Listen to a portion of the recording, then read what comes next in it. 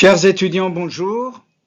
Nous reprenons notre cours, notre module Transformation digitale. Et aujourd'hui, c'est un cours que j'aime particulièrement parce que son implication va au-delà de la gestion et ça peut être même très politique. C'est-à-dire, pour tout changement, vous pouvez considérer ce cours.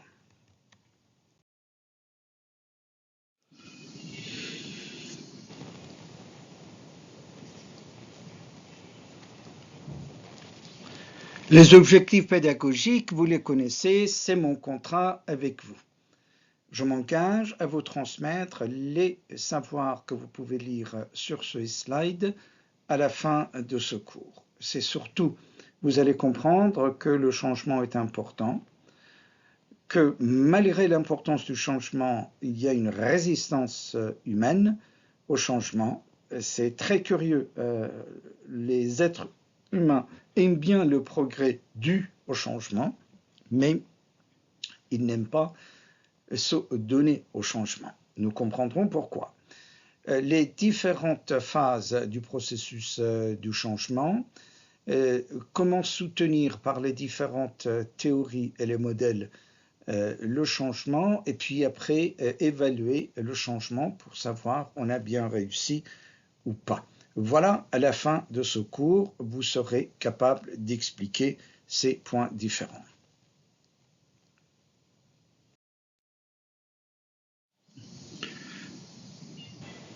L'agenda,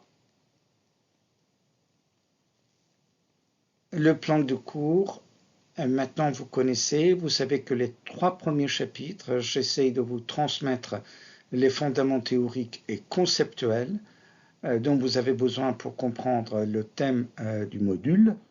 Après, le 4e chapitre, une auto-évaluation pour savoir si on a vraiment compris les théories et les concepts indispensables pour mener à bien son projet collectif, aussi bien pour la présentation orale que pour la préparation de la dissertation écrite sur un thème relatif à la transformation digitale orientée IA.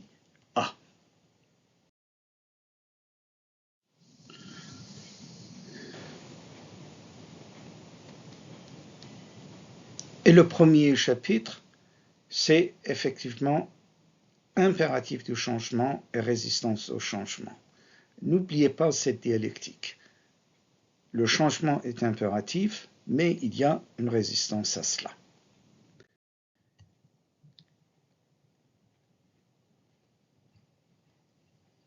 Mais avant de vous expliquer cette dialectique plus en détail, conceptuellement et théoriquement, lisez bien ces 3 grandes citations de 3 grandes figures philosophiques, littéraires et économiques pour trouver 2 grandes idées à partir de ces citations.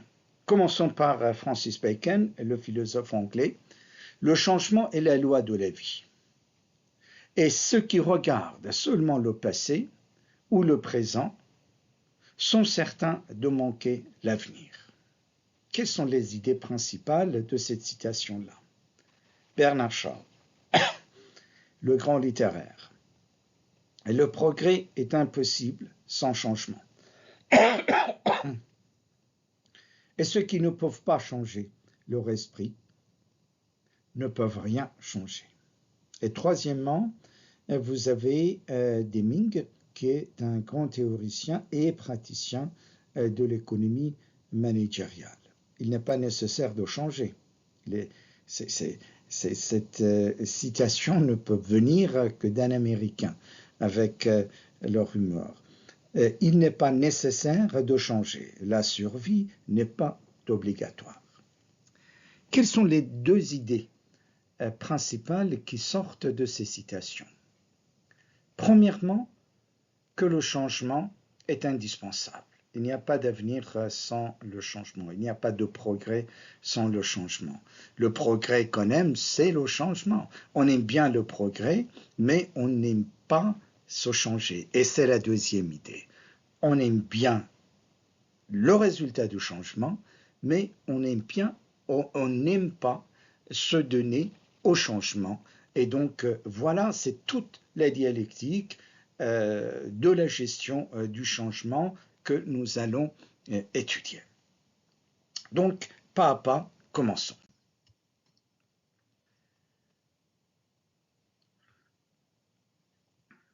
Pourquoi le changement est un impératif?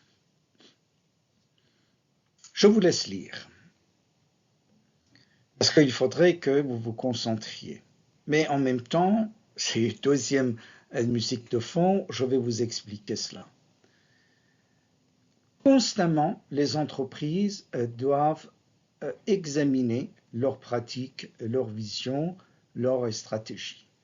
Parce que le monde change, parce que les comportements des concurrents changent, parce que le concurrent s'adapte, et c'est ça le point essentiel, au client qui est au centre de toutes les activités managériales et d'affaires. Et donc la première question, est-ce que maintenant que tout a changé, maintenant que surtout le consommateur a changé, parce que l'environnement a changé, parce que les générations ont changé, parce que les technologies ont changé, etc., comment mes concurrents ont changé et comment mon organisation doit s'adapter à ces changements pour être encore très compétitif. Il y a également les lois et les réglementations.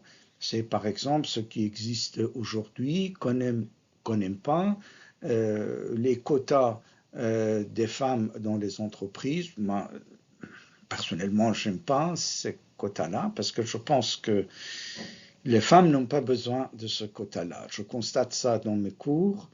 Franchement, c'est idiot de penser qu'il y a une différence d'intelligence entre les filles, entre les garçons. Donc, à partir de ce moment-là, je ne sais pas pourquoi on ferait des quotas. C'est des êtres humains. Moi, je ne suis pas pour l'homogénéisation des garçons et des filles, loin de là. Mais en ce qui concerne l'intelligence, je ne vois pas de différence. Donc, vous me dites parce qu'il y a une discrimination, il y a une injustice. Moi, je suis d'accord pour punir l'injustice là où elle est, mais pour les quotas, je ne suis pas personnellement très d'accord. Moi, je pense que j'apprécie énormément les différences entre les hommes et les femmes, entre les différents hommes avec un grand H, entre les différentes culture, etc. Tout ça, j'apprécie bien, mais je pense en ce qui concerne le droit et l'intelligence, nous ne sommes que des citoyens. Donc, je ne suis pas tellement pour les quotas. Mais laissons ça de côté, c'était mon jugement, c'est une digression, sachant qu'en ce qui concerne la réglementation, les entreprises doivent changer également, doivent s'adapter à cela. Par exemple, en ce qui concerne le développement durable, en ce qui concerne les quotas, en ce qui concerne l'engagement social et tout cela. Ok, très bien. Je vais vous donner un exemple d'un grand changement. Netflix. Netflix est un excellent exemple du changement en continu. Netflix a commencé, c'était l'idée de base, c'était l'entreprise commence par cette innovation. Ah oui, à l'époque c'était une innovation, de donner en location ces cassettes vidéo par la poste. Ah oui, à l'époque c'était une grande innovation. Et donc l'entreprise se développe comme ça, mais qui était constamment à l'affût des changements, surtout de la part du client. Mais le client qui change parce que les coutumes changent, parce que les technologies changent, parce que le client adopte certaines technologies pour vivre au mieux, et tout cela. Et donc ce qui impacte sa consommation, alimentaire, sa consommation de divertissement, sa consommation de tout. Et donc Netflix s'est toujours adapté à cela. Je vous laisse regarder un petit peu ces différents exemples que je vous ai donnés. C'est franchement, c'est l'historique des changements perpétuels de Netflix que vous avez ici.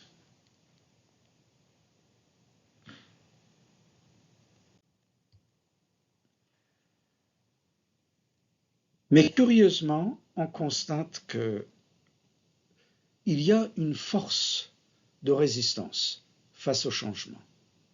Pourquoi? Parce que c'est un effort. On n'aime pas faire un effort. C'est franchement à poser la question à vous-même, est-ce que vous aimez bien le changement? Ne vous donnez pas trop de crédit pour les nouvelles technologies. Vous avez grandi avec ces technologies-là. Je peux me donner un grand crédit pour maîtriser ces technologies, pour enseigner ces technologies, pour faire la recherche sur technologies, parce que je ne suis pas né avec ces technologies-là. Je me suis mis à apprendre ces technologies-là. Et je peux vous dire que ça m'a demandé un grand effort. Mais vous, si vous maîtrisez maintenant certaines technologies, bravo, mais ne vous donnez pas trop de crédit parce que vous avez grandi avec. Posez-vous la question si, a priori, vous êtes pour le changement. C'est la dialectique du changement. Les gens aiment bien le résultat du changement parce que c'est toujours du bien-être accru, parce que c'est toujours du progrès, mais les gens n'aiment pas se donner au changement. Et pareil, maintenant, nous parlons plus précisément pour l'économie d'entreprise, vous êtes au sein de l'entreprise. Dans le meilleur des cas, encore à gauche, dans le meilleur des cas, la direction générale comprend que le changement est nécessaire, dans le meilleur des cas, parce que même parfois la direction rate le changement. Mais après les cadres moyens et les employés n'aiment pas tellement ce changement, parce que pour une raison ou une autre, ils n'ont pas peut-être compris la nécessité du changement, l'impératif du changement, ce n'était pas leur métier, ce n'est pas à leur vue, et donc d'un coup, ils apprennent qu'ils doivent changer les méthodes de travailler, tout ce qu'ils ont appris, etc. Ils n'aiment pas ça. Il y a un changement.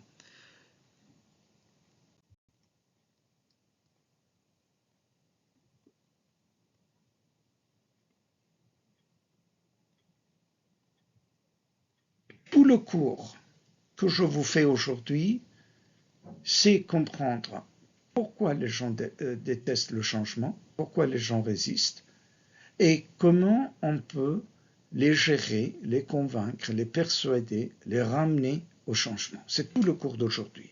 C'est tout le cours d'un thème très important dans les sciences de gestion.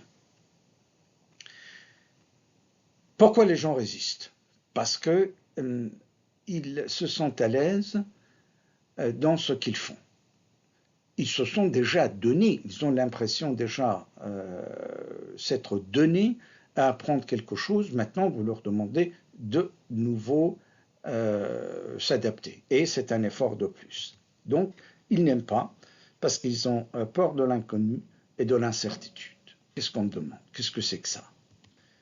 Deuxièmement, eh ben, c'est pas ce que je faisais, on va changer le statut, on va changer l'organisation, on va changer l'organigramme, et je vais donner ma place à des gens qui connaissent mieux que moi les leviers du changement. Donc les gens n'aiment pas cela.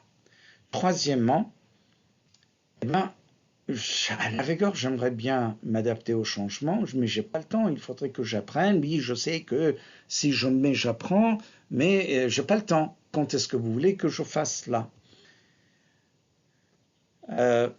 Par rapport à l'effort que vous me demandez, vous me donnez rien en plus, de plus. Donc, ok, un grand effort, mais sans rien en retour. Donc, les gens ne sont pas tellement motivés. Et surtout, lorsque le leadership demande un changement, est-ce que le leadership et le même leadership ne s'engage pas au changement? Donc voilà pourquoi il y a une résistance au changement d'une manière générale, malgré le fait que les gens, encore une fois, aiment bien les résultats du changement parce que ça apporte du progrès, ça apporte du bien-être.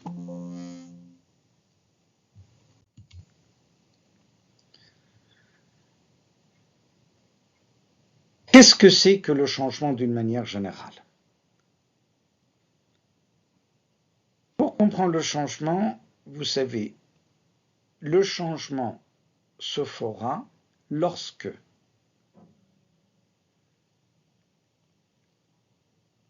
à la gauche de votre équation que vous avez ici, la dissatisfaction. Il y a une situation que j'aime pas. Non seulement j'aime pas, mais j'ai une vision également de ce qui pourrait être meilleur. Et j'ai franchi les premiers pas, c'est faisable. C'était peut-être les premiers pas, mais les premiers pas étaient probants. Pour tout changement, c'est cela. Je n'aime pas mes notes, je commence à en avoir assez, toujours être stressé, est-ce que j'ai un 10 ou pas? Ça doit être une dissatisfaction totale. J'aime pas. Et j'ai une idée de ce qui pourrait être meilleur. Je prends les premiers pas, j'ai fait quelques efforts, j'ai pas eu 20, mais j'ai eu facilement 13. D'un coup, je vois que le progrès est possible. À partir de ce moment-là, si ces éléments sont plus grands que la résistance, eh bien le changement va surgir. Ça peut être au niveau individuel, très psychologique, ça peut être également au niveau du pays, ça peut être également au niveau organisationnel. Il y a une figure au-delà de l'entreprise pour laquelle j'ai beaucoup d'estime, le général de Gaulle, qui a réussi à faire un grand changement parce qu'il y avait une résistance, pas la non-résistance au sens théorique du terme, il y avait une résistance pour ce que De Gaulle demandait, mais au fur et à mesure, De Gaulle a réussi à donner à la dissatisfaction des Français une vision d'une France éternelle, comme il disait, libre, etc. Et les premiers pas étaient probants, et donc voilà ce qui a fait ce grand changement.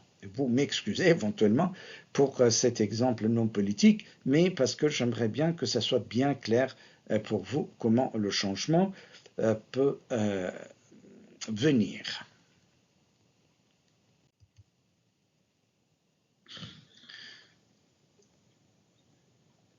Sachez que les individus ne sont pas tous au même niveau du changement.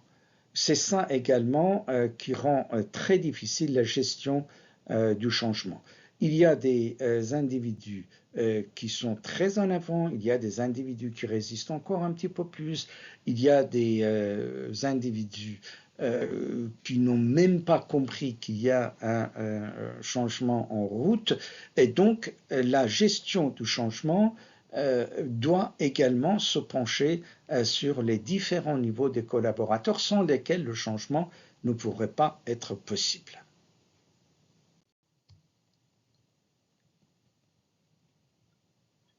Le changement, donc, avec tout ce que je vous ai dit, c'est certainement pas possible.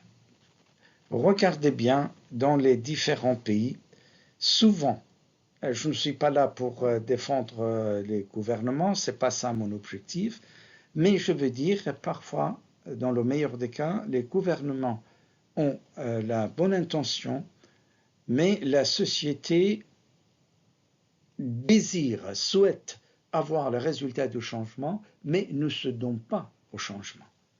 Donc regardez par exemple, malheureusement je ne peux pas faire ça avec vous, c'est très récent, j'aurais bien aimé animer cet exercice avec vous.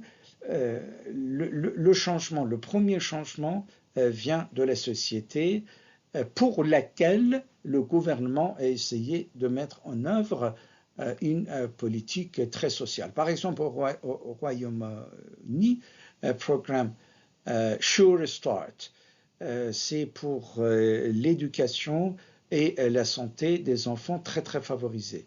Mais les familles de ces enfants, les familles très défavorisées, ne s'y donnent pas facilement parce que tout simplement ils ne sont pas habitués. Ils sont habitués à leur situation pas favorable. Je ne dis pas qu'ils ne souhaitent pas être plus favorisés, mais pour faire cet effort, ils ne sont pas habitués à cela. Et c'est un changement. Et c'est ça qui fait un obstacle. Vous avez différents exemples. Je prends par exemple un autre exemple en France, c'est zéro chômeur de longue durée. Pourquoi on est chômeur de longue durée? Parce qu'on a une compétence pour laquelle le marché n'a pas de demande. Votre compétence n'est pas demandée par le marché de l'emploi. Donc, le gouvernement met en œuvre une politique pour réduire le nombre de chômeurs de longue durée.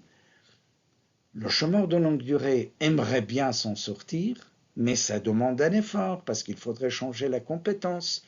Parce qu'avec votre compétence, je suis désolé, vous êtes inutile pour l'économie. Donc, d'accord, qu'est-ce qu'on va faire? Ce n'est pas la peine de chercher, parce que vous êtes inutile pour la structure actuelle du marché. Donc, il faudrait faire un petit effort. Eh bien, la société ne fait pas forcément cet effort facilement. Donc, voyez, le changement n'est pas très, très facile. C'est la légitimité de mon cours. Comment faire? Comment aider? Comment vaincre cette résistance pour apporter du bien-être pour les gens qui résistent. Ok, résumons. Le changement est un impératif à cause des facteurs externes du changement,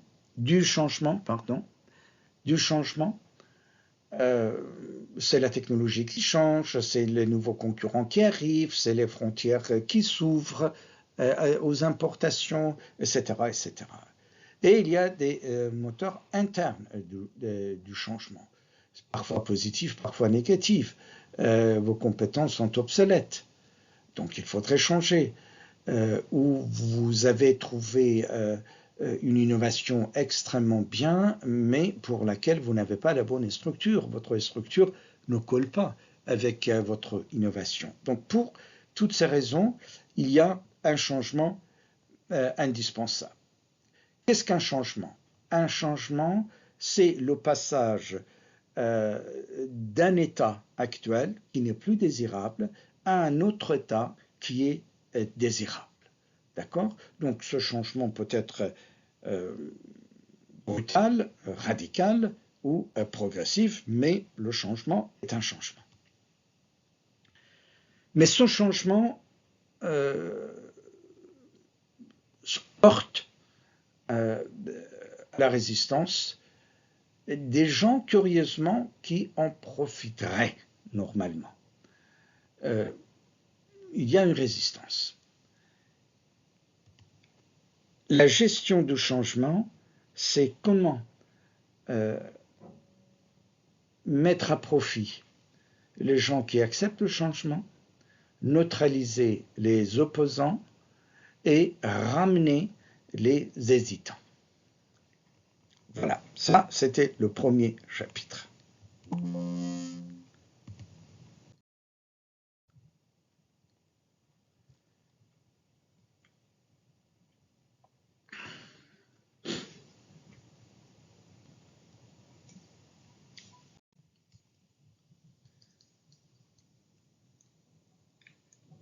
Dans le chapitre précédent, je vous ai donné des exemples du changement social. Maintenant, soyons plus en entreprise, c'est du changement digital. Regardez, vous avez différents exemples ici. Mais ce changement au niveau d'entreprise, vous pouvez prendre c'est pour l'entreprise, mais le changement peut venir des différents niveaux autour de l'entreprise. Ça peut être par exemple au niveau individuel. Les applications de fitness existent. Une entreprise comme Nike, qu'est-ce qu'elle doit faire maintenant que les individus de plus en plus ont changé avec des applications? Il y a une entreprise, maintenant au niveau d'entreprise, de plus en plus, il y a des robots, il y a une entreprise qui crée des robots qui accomplissent les différentes tâches. Une entreprise comme Nike, qu'est-ce qu'elle doit faire? Ou même une entreprise qui, à la rigueur, achèterait ces robots, est-ce que ça suffirait ou est-ce qu'il faudrait changer sa structure également, les compétences?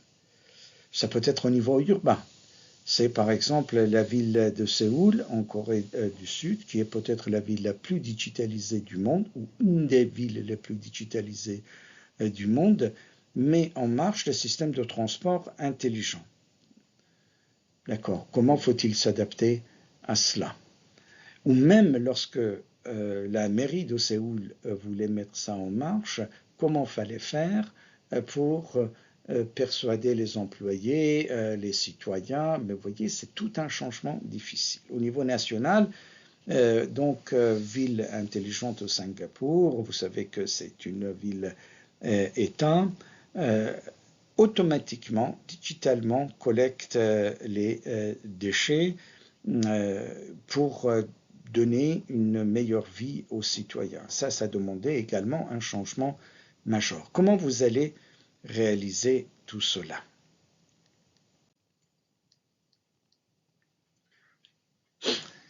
Regardez cela.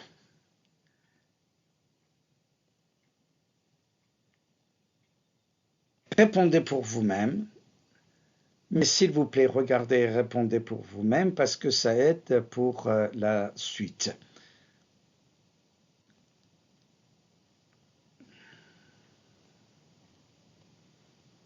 Donnez des chiffres pour vous-même.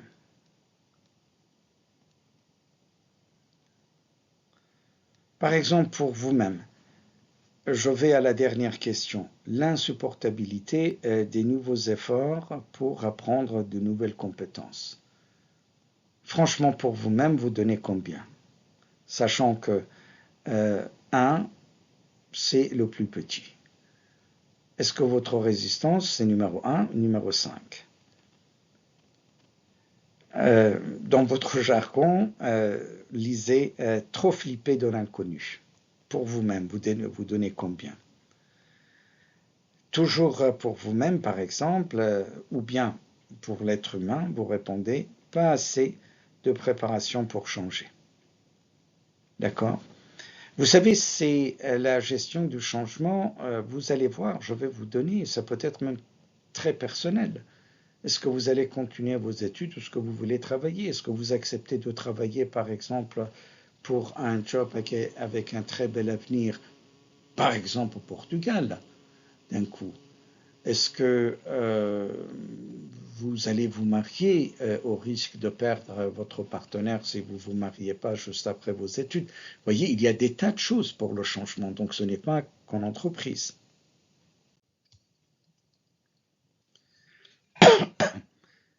Donc, pour le changement, disons, il y a 3 éléments. Il y a des leviers de changement, technologie et ressources.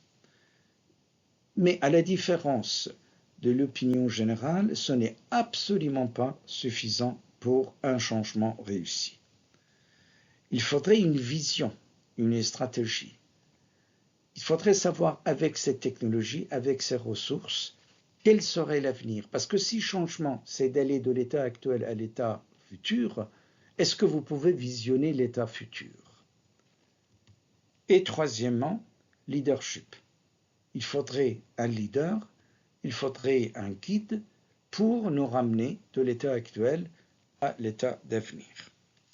Je vais vous présenter maintenant différentes théories pour apprendre ce qui est nécessaire pour l'idée, pour guider le changement. Mais avant cela, je vais poser une question. Vous connaissez cette entreprise. Il était une fois une entreprise qui était fondée il y a 2 siècles, moins 30 ans, par un grand génie, un certain Louis Vuitton, et qui monte en même temps non seulement une industrie, mais une marque dans l'excellence et dans le luxe. Depuis toujours, l'entreprise travaillait sur les malles et les bagages. Donc, ça n'a rien à voir avec ce que vous voyez aujourd'hui. Je vous dis, il y a presque 2 siècles, moins 30 ans. Et l'entreprise, progressivement, trouve une grande réputation d'excellence et de luxe ensemble. Donc, non seulement excellence, la qualité est bonne, et en plus que si vous sortez avec votre Louis Vuitton, c'est que vous êtes d'une certaine classe. Mais le monde change, surtout pour une entreprise presque bicentenaire.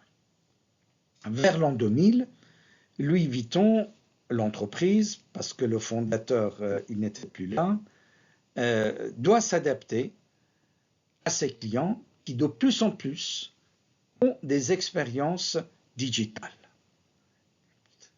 Le client a changé, Louis Vuitton travaille pour le client, donc même si ces produits sont très demandeurs, il faudrait comprendre que ce client qui demande les produits de Louis Vuitton a changé. Question. Proposer à l'entreprise Louis Vuitton, je pose la question à vous, chers étudiants, un plan de changement digital. Comment vous allez faire ça?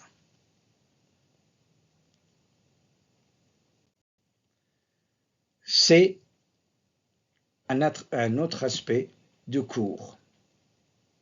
Il faudrait avoir une théorie. Vous ne pouvez pas faire le changement comme cela, en vrac. C'est suicidaire. Vous n'êtes pas une école de commerce, de réputation. Je ne fais pas du marketing pour mon école. Vous en êtes conscient pour répondre en vrac ou d'une manière journalistique. J'ai beaucoup d'estime pour les journalistes, mais je veux dire pas seulement une masse de données et d'informations. Il faudrait une théorie pour les structurer. Donc, les théories structurent. Moi, je dis toujours, il n'y a rien de plus pratique qu'une bonne théorie. Si vous alliez conseiller Louis Vuitton pour le changement digital par la théorie de Kurt Lewin. Dans un certain sens, la théorie du changement, de la gestion du changement, a commencé par Kurt Lewin. Il disait que c'était très pratique, surtout sa théorie. Il disait, vous voulez faire le changement, eh bien, il y a 3 phases. Dégeler la structure actuelle. Il faudrait dégeler. Il faudrait, non, parce que ça ne peut pas continuer. Apporter le changement, eh bien, très bien, ça marche, ça fonctionne. Geler de nouveau. Donc, déstructurer, apporter le changement, refonder sur ce changement maintenant qu'on vous voyez ici. Alors donc, imaginez maintenant que vous êtes Kurt Lewin et Louis Vuitton demande à vous comment je dois faire ma transformation digitale. Réfléchissez 30 secondes. C'est très simple.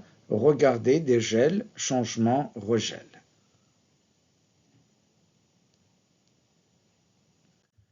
Regardez comment normalement Kurt Lewin aurait proposé ce changement. Dans un premier temps, il faudrait convaincre de geler, d'accord? Il faudrait dégeler. Il faudrait dans un premier temps convaincre les collaborateurs Louis Vuitton de la nécessité du changement et donc de l'abandon de certaines pratiques actuelles. Il faudrait qu'il soit sensibilisé au changement. Disons que c'est maintenant, je vous ai dit dans la problématique, c'est le client qui a changé, le client qui cherche une autre expérience. Donc, surtout, en premier, les compétences liées au client doivent changer. Il faudrait abandonner les compétences service client entre digital, avant le digital. Donc, le changement, on les apporte. Donc, on va faire le site web, on va proposer des applications mobiles, surtout, je dirais, sur le téléphone portable, la réalité augmentée de plus en plus, toujours autour de l'expérience client. Il faudrait les apporter. Ça serait difficile de former les gens pour cela. Mais une fois que vous faites ça, allez, il faudrait approfondir, enraciner, il faudrait que ça devient automatique. D'accord? Voilà. Si vous étiez Kurt Lewin. Mais il y a d'autres théories également.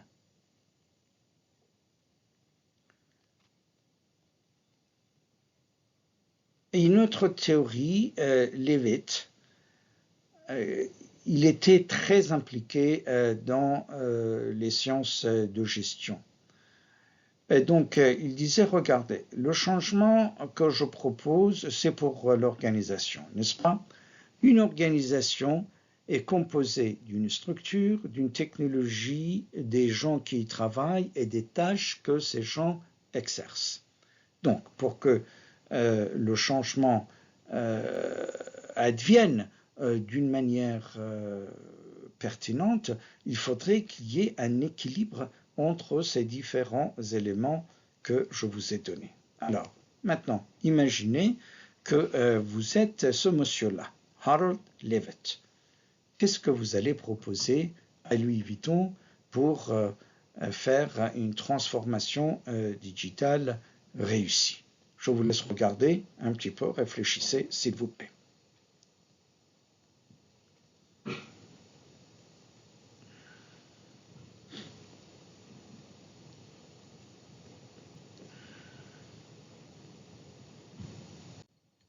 Regardez normalement ce que Levitt aurait proposé à Louis Vuitton, toujours pour cette transformation à partir de l'expérience client.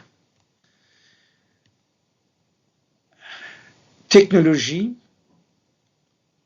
donc constamment dans les solutions orientées expérience client, tout ce que vous pouvez imaginer. Il faudrait réorganiser l'entreprise. Il faudrait tout faire, il faudrait recommencer autour. Donc, regardez, tout ce que nous faisons, c'est notre site web, les applications, les réalités augmentées, les commandes que nous recevons, les contacts du client, c'est toujours avec ces technologies digitales. Est-ce que notre organisation peut les recevoir? Donc, restructurons pour que l'organisation soit pertinente pour ça. Il faudrait redéfinir les tâches. Maintenant, le service client est rarement, non pas rarement, mais c'est pas en majorité, en général, en face à face. Donc, il y a beaucoup de contacts par ces canaux digitaux. Donc, il faudrait savoir s'adapter à cela. Les tâches sont basées sur les compétences. Et donc, les individus, ils sont très impliqués. OK? Très bien. Allons maintenant pour Bridge. On dit Bridges et Mr. William Bridges, on dit il est le fondateur de la gestion du changement. Mais donc il y avait quand même une préhistoire, je vous l'ai présenté, mais il y en a beaucoup qui disent c'est lui le père fondateur. Je ne sais pas. Mais j'ai beaucoup d'estime pour lui. Je connais sa théorie.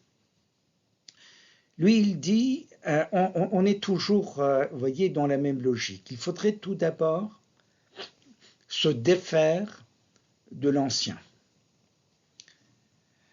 Il y a un moment, une période de transition, et il y a un nouveau départ. Voilà ce que ce monsieur Bridges dit. Maintenant, imaginez que vous êtes ce monsieur, William Bridges. Qu'est-ce que vous allez proposer à Louis Vuitton pour réussir sa transformation digitale?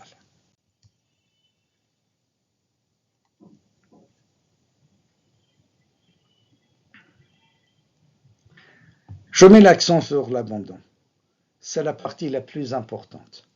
Vous demandez aux gens de laisser tomber, de se défaire des compétences, des habitudes, des connaissances pour lesquelles ils ont beaucoup travaillé. Donc ce n'est pas évident. Mais c'est la partie extrêmement importante. Après, il faudrait encourager les employés pour aller vers l'expérience client digitale, de plus en plus. Donc pour ça, ils doivent apprendre les nouvelles technologies, les nouvelles applications, parler autrement dans ces canaux digitaux, etc. Et donc, il y aura un nouveau départ. Relation client, que vous pouvez lire ici, devient une relation client complètement digitale. On n'oublie pas en présentiel, mais même en présentiel, curieusement, on constate que même en présentiel, le digital, il est là. L'application, elle est là. Ça vous est arrivé, j'en suis certain. Il y a par exemple un vendeur qui vous reçoit directement en personne et qui vous dit « Est-ce que je peux vous montrer ça sur votre portable? Est-ce que vous avez notre application? Vous savez comment y aller, etc. » Donc vous voyez, tout ça chez Louis Vuitton serait pareil. Et je vous recommande d'aller voir le site de Louis Vuitton qui est un musée extrêmement attirant. J'aime beaucoup cela. Il y a une autre théorie extrêmement importante aussi, il est très connu, Monsieur Kotter. Toujours c'est le même principe. Donc, dans ma bouche, je dirais, se défaire, se familiariser, s'enraciner. Là, ces trois étapes que vous avez ici, vous avez en bleu foncé, en vert et en rouge. Donc il y a surtout trois étapes que vous avez ici. Si maintenant vous êtes ce monsieur-là, Kotter, qu'est-ce que vous allez proposer à Louis Vuitton? N'oubliez pas également son livre, qui est un livre de référence, Leading Change. Je vous laisse lire. C'est les différentes 8 étapes, extrêmement intéressant, mais c'est toujours dans le même principe. Les deux premières étapes, c'est pour se défaire des habitudes, des compétences anciennes et de se regrouper pour le changement. 3, 4, 5. C'est se familiariser avec ce qui est nécessaire pour le changement. Il faudrait que, par exemple, ce qui est très important pour M. Kotter, c'est l'implication de la direction, d'une manière générale, et montrer l'exemple constamment. Donc, si c'est dans sa théorie, il va proposer, il va conseiller ça également à Louis Vuitton directement. Et puis après, on va mettre en marche, mais il y aura également ce qui est particulier dans la théorie de Kotter, c'est constamment faire le bilan de ce qu'on a fait, constamment. Donc, on ne fait pas le changement pour le changement, on fait le changement pour une entreprise plus performante avec une rentabilité plus intéressante. Donc, si c'est ça l'objectif, et c'est ça l'objectif d'une entreprise, il n'y en a pas d'autre, il faudrait constamment voir ça et mettre en valeur les héros de ce changement. Pourquoi ça vous montrez les héros, vous les mettez en relief? C'est très important de faire attention. Il ne faut pas que ça décourage les autres. Il ne faut pas que ça donne l'impression que, d'accord, je ne serai jamais aussi bon que lui, je suis raté. Donc si on apprécie mon collègue et pas moi, c'est que je suis maintenant fini. Non, c'est pour montrer, ça doit être avec beaucoup de délicatesse, pour montrer que c'est à votre portée. Donc vous voyez, c'est vous qui êtes héros. Donc c'est possible le changement. Il y a une autre théorie qui est beaucoup plus récente, c'est d'un monsieur Edgar Schein. Edgar Schein a une approche très culturelle, extrêmement culturelle, et donc c'est que cette théorie est très populaire, surtout parmi mes collègues, parce que pour une raison ou une autre, dans l'enseignement supérieur, pour tout ce qui est culture, politique, sociologie, ça intéresse les gens. Donc lui, qu'est-ce qu'il dit? Il dit, regardez, une entreprise est une communauté. Une communauté a ses comportements, ses attitudes qui sont profondément enracinés. Et sans l'enracinement des attitudes, vous n'aurez pas une communauté. Donc, il y a en deuxième partie, il faudrait que les nouvelles attitudes soient partagées, parce que sinon vous cassez votre communauté. Il y aura 2 communautés, il y aura 3 communautés, il y aura 4 communautés au sein d'une même entreprise. Donc, il faudrait que les nouvelles normes soient bien partagées. Et puis après, vous avez des constructions. Les constructions que vous avez, c'est surtout la nouvelle organisation et les nouveaux processus que vous avez. Donc voilà, c'est la théorie de M. Schein pour le changement. Donc, imaginez que maintenant, vous êtes ce monsieur-là. Qu'est-ce que vous allez conseiller à Louis Vuitton? Réfléchissez. Je vais aller un petit peu plus vite. Dans un premier temps, il faudrait qu'on travaille sur les attitudes enracinées. Louis Vuitton doit comprendre ce qui est enraciné, les attitudes, ça peut être les peurs. Moi, j'aime pas ce changement. Il ne faut jamais imposer. Ça ne peut pas marcher. Donc, vous voyez, il faudrait les persuader, il faudrait les convaincre, il faudrait les aider à se défaire des préjugés, des peurs et être impliqués. Donc, dans un premier temps, vous faites ça. Il faudrait comprendre les attitudes enracinées, il faudrait distinguer entre les attitudes en faveur du changement, s'il y en a, tant mieux. S'il n'y en a pas, donc il faudrait les connaître, les identifier. Dans un deuxième temps, vous allez partager ce qui est nouveau, ce qui doit être partagé parmi les gens. Voyez, sur le point 1, le point 2, je suis sur le niveau culturel. D'accord? C'est seulement en troisième partie ici que je deviens très managérial. Je dis d'accord, je vais redéfinir les processus, je vais redéfinir l'organisation en fonction de ces nouvelles normes culturelles, communautaires que j'ai partagées avec mes collaborateurs. Ça, cette théorie doit vous intéresser parce que c'est peut-être la théorie la plus réputée, la plus connue de toutes ces théories-là. Pas forcément exclusivement pour le changement. Vous avez vu les théories précédentes, je pense qu'elles seraient peut-être plus pertinentes, mais je ne vous ai rien dit parce que je ne veux pas faire un jugement. Mais franchement, les théories que nous avons vues sont très pratiquées en entreprise, mais Richard Taylor est quand même un prix Nobel. Donc, c'est intéressant ce qu'il dit. Il dit qu'il faudrait que son approche, c'est l'approche nudge. Nudge, c'est un coup de pouce que vous donnez, d'accord? Donc, lui, il dit qu'il faudrait par les coups de pouce donner cette motivation interne aux collaborateurs pour se donner au changement, d'accord? Vous donnez une incitation très implicite, très délicate, pour que le collaborateur se donne au changement. Par exemple, si vous voulez que les gens consomment moins de protéines et un petit peu plus de fruits, mais mettez les fruits très propres, bien présentés à leur portée. Donc, automatiquement, ils en mangent et donc ils auraient moins faim, donc ils mangeraient moins de viande, par exemple. C'est un exemple que lui, il donne. Imaginez que maintenant, lui est le conseiller, le consultant de l'entreprise Louis Vuitton. Qu'est-ce qu'il va proposer?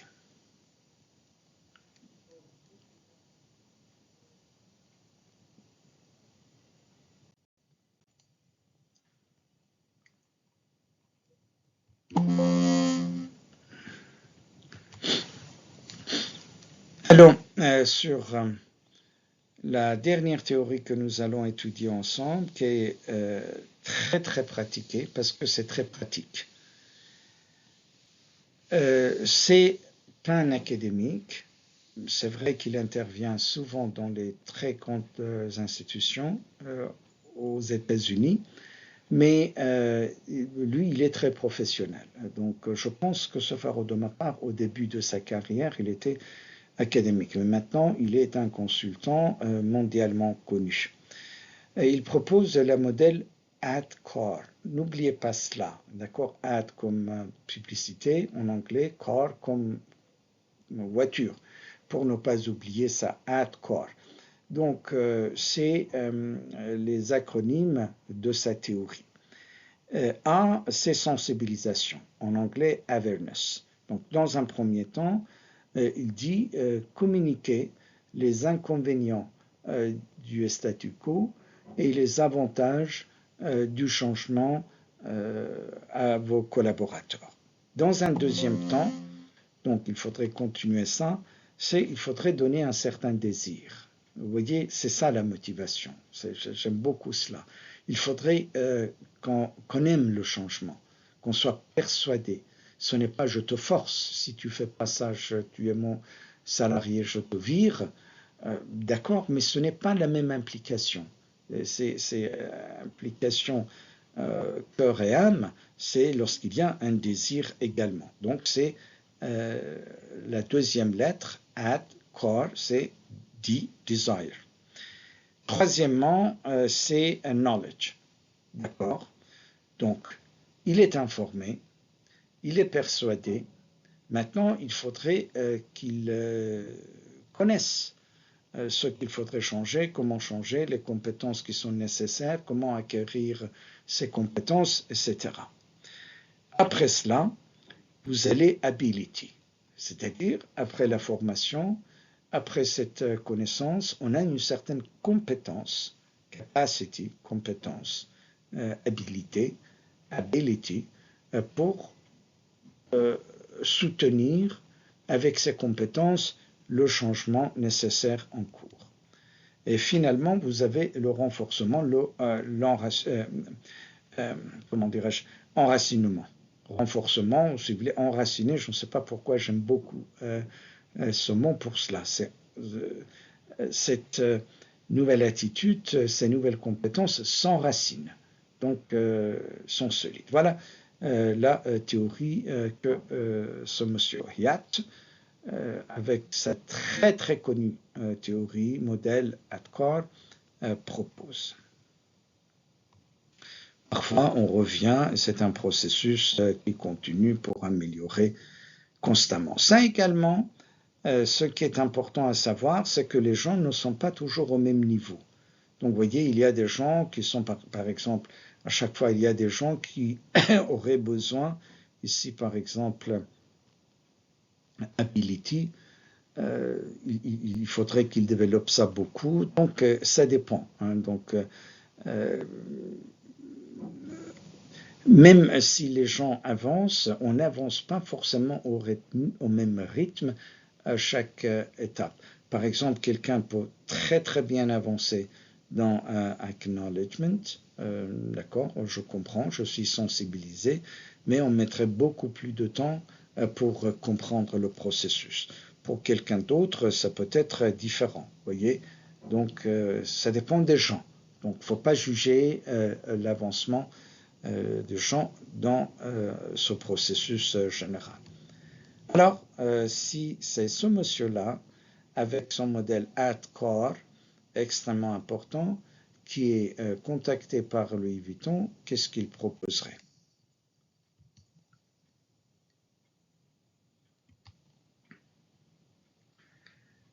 Communication intelligible, il faudrait que tout le monde comprenne, les collaborateurs, pourquoi les anciennes attitudes sont mauvaises, pourquoi le statu quo est intenable, pourquoi il faudrait changer. Il faudrait leur donner également une implication par motivation autour de l'expérience client dans le luxe. Il faudrait leur donner les connaissances nécessaires à cela. Et pour ça, c'est des séances de formation, c'est des manuels. Et maintenant, sur Internet, vous pouvez mettre des cours, des séminaires. Je pense que c'est l'avenir de la formation, de l'éducation, de l'enseignement. C'est de plus en plus les technologies digitales. Après, ils auraient les compétences. Il faudrait être sûr que les collaborateurs auraient ces compétences-là. Constamment, il faudrait soutenir pour avoir ces compétences, chacun dans le meilleur des cas à son rythme. Il ne faut pas les stresser.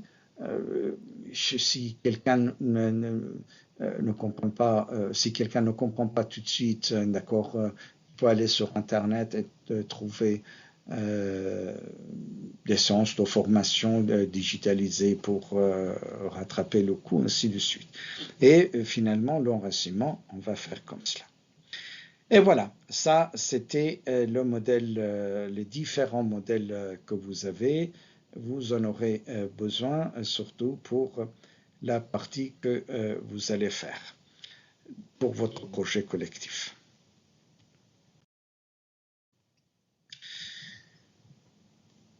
Je résume tout ce que je vous ai dit d'une manière générale. Mais avant cela, je vous demande, s'il vous plaît, de faire ce test pour vous qui est extrêmement, extrêmement important. D'accord? J'essaie de faire ça si je peux en cours, mais faites ça pour vous et c'est un test. Après, selon le nombre de points que vous gagnez, vous pouvez savoir si vous-même, vous êtes normalement pour le changement, facile à vous donner au changement ou pas. C'est extrêmement important de connaître. J'ai vraiment mis du temps pour concevoir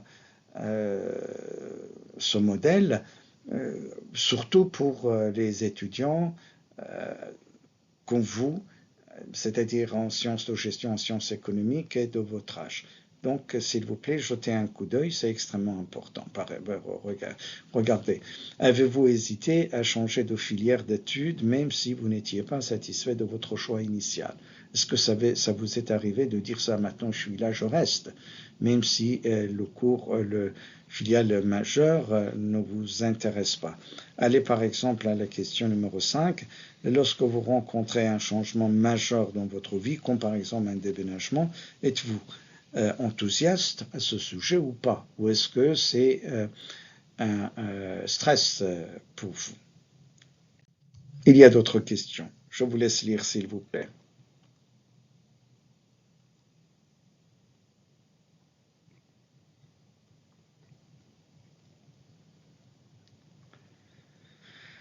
Par exemple, franchement, répondez à la question numéro 7. Je sais que vous êtes des enfants digitales, extrêmement. Je sais que maintenant, l'utilisation qu'on n'aime pas, c'est un fait, que l'utilisation de votre téléphone portable est un réflexe parmi vous, c'est l'extension de vos facultés. Mais, regardez la question numéro 7.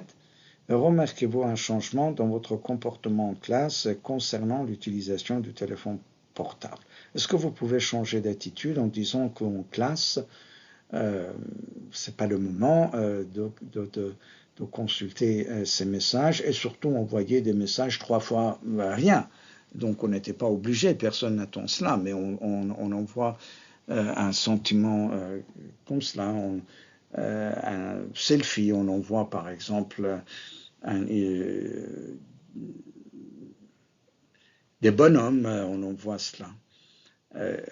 Ou bien vous pouvez changer. Vous pouvez dire maintenant je suis en classe, maintenant je suis en famille, maintenant je suis à déjeuner. Ou est-ce que vous avez toujours le même comportement que vous avez? Donc répondez franchement parce que je ne vais pas évaluer, je ne peux pas évaluer, ce n'est pas l'objectif. J'aime beaucoup la question numéro 9.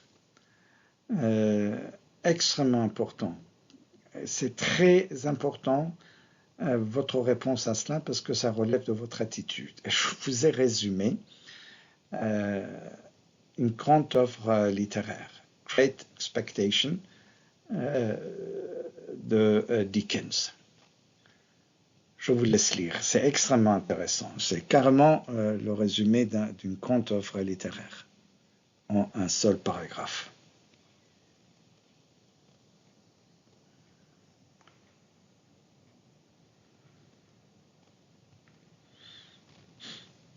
Vous savez, c'est l'histoire d'une amoureuse qui pensait se marier avec son fiancé. Et le fiancé qui le quitte. Elle ne change pas d'habitude. Elle continue comme si elle était toujours la fiancée de ce monsieur-là. Comment jugez-vous cette attitude de cette dame, Miss Havisham? Comment vous évaluez ça? Vous dites elle est déséquilibrée, vous dites elle est très fidèle, vous estimez pas. Qu'est-ce que vous auriez fait à sa place? Elle était vraiment amoureuse. Et nous sommes au début du XXe siècle seulement. Donc, ce n'était pas les mêmes attitudes, la même ouverture qu'aujourd'hui. C'est important de répondre à ça. Question numéro 10. Acceptez-vous qu'un robot vous examine à la place d'un médecin lors de la consultation médicale? Et maintenant, évaluez-vous. Je vous laisse lire. En votre intimité, c'est important pour vous de savoir répondre, comprendre et connaître votre penchant pour le changement. Il n'y a personne, c'est entre vous et vous, mais soyez sincère avec vous-même.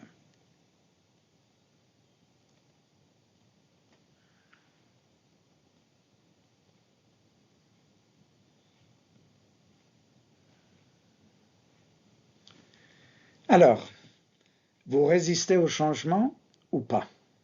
À vous de répondre. Là, ici,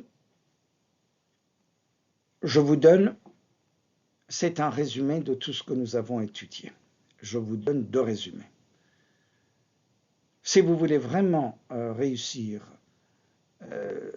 le changement, ça peut être au niveau individuel, c'est pour décider si vous allez continuer vos études, par exemple, où vous allez travailler ici ou là, ou travailler dans ce secteur-ci, dans ce secteur-là, ou est-ce que vous allez vous marier et ensuite travailler, est-ce que vous allez décider de vivre en couple d'un coup ou attendre encore un petit moment, tout ça c'est des changements.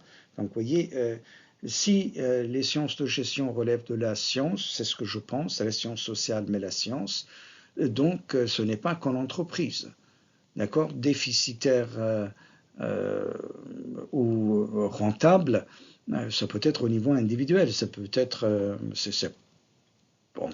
en tant qu'étudiant, en tant que milliardaire. Donc pareil pour le changement.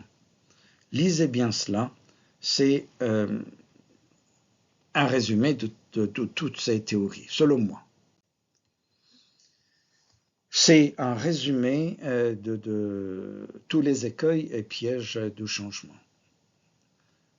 C'est ce qui pourrait faire échouer votre changement, même si vous osez de faire le changement. Je prends deux exemples et puis après je vous laisse lire. Un changement inapproprié, c'est un changement trop petit, donc c'est pas la peine d'appeler ça un changement. Donc on ne fait pas tant de bruit pour un petit changement comme cela, ou un changement trop grand que ça ne serait pas possible parce que vous voulez changer le monde. Donc laissez tomber. Donc il faudrait que ça soit vraiment à la portée. Et numéro 9, absence de suivi et de contrôle des résultats. On se change pour un résultat. On ne change pas pour changer. Donc on change toujours pour résultat. Est-ce que vous obtenez ce changement ou pas?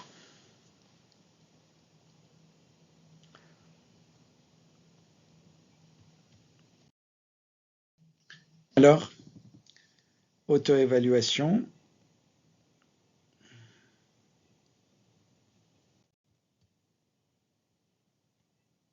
Prêt? Je vous laisse lire et répondre sincèrement.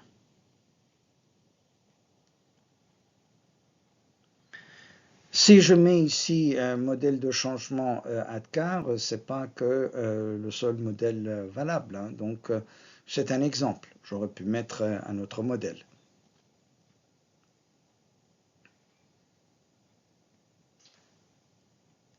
Si vous êtes below average pour certains thèmes, s'il vous plaît, passez-moi voir. Il faudrait qu'on rattrape et c'est absolument pas un problème.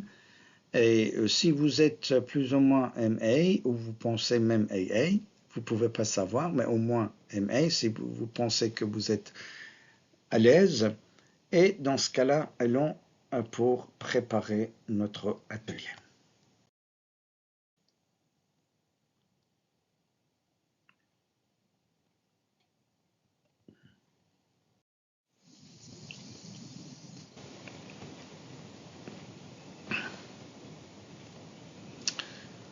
Voilà ce que je vous demande de préparer, s'il vous plaît, pour cet atelier. C'est le chapitre 6 de votre dissertation. C'est également le chapitre 6 de votre présentation orale pour la séance 7. Chaque équipe étudie le cas réel de la résistance au changement par la digitalisation IA. Donc, il y a une organisation, une entreprise, etc. Un exemple que vous trouverez qui voulait procéder à une transformation digitale orientée IA, et après il y a de la résistance.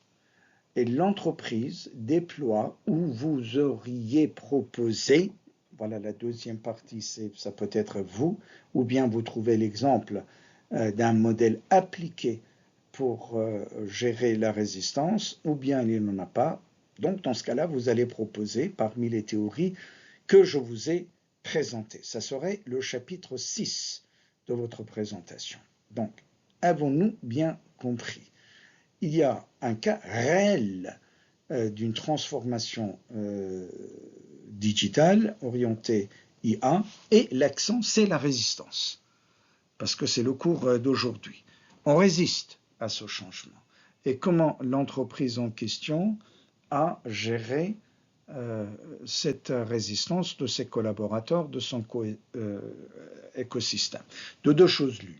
Ou bien vous connaissez le cas de la gestion de la résistance, très bien, et vous vous présentez et vous dites ça ressemble à quelle théorie que nous avons étudiée ensemble, ou bien ça n'existe pas.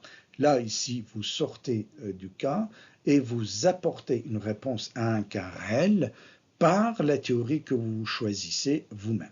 Et j'aimerais savoir, aussi bien dans la dissertation que dans la présentation orale, que vous disiez un paragraphe, pas plus, donc 2 mots, par exemple dans la présentation orale, pourquoi vous avez choisi la théorie que vous avez choisie, si c'est vous qui choisissez la théorie. Et il y a dans 2 slides plus loin une question de combien d'individus avez-vous besoin pour changer? Vous n'êtes pas obligé de répondre à cette question-là. Mais si vous répondez à cette question, pour réussir le changement dans l'organisation, dans l'entreprise que vous considérez. Normalement, on a besoin de combien, de quel pourcentage, combien d'hommes et de qui on a besoin pour réussir un changement. Vous aurez un bon bonus. Comme d'habitude, je vous ai mis quelques slides pour mieux comprendre la théorie que nous avons étudiée aujourd'hui ensemble. Et voilà la question. Merci beaucoup. Bon courage pour la suite.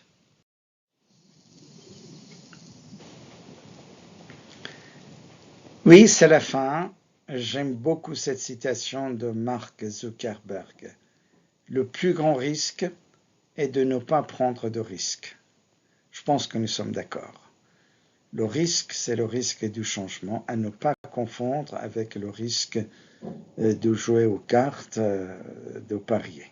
C'est un risque calculé, comme nous avons essayé de calculer le changement et la transformation digitale avec toutes les théories et les concepts scientifiques que nous avons étudiés jusqu'à maintenant. Bon courage pour le projet collectif.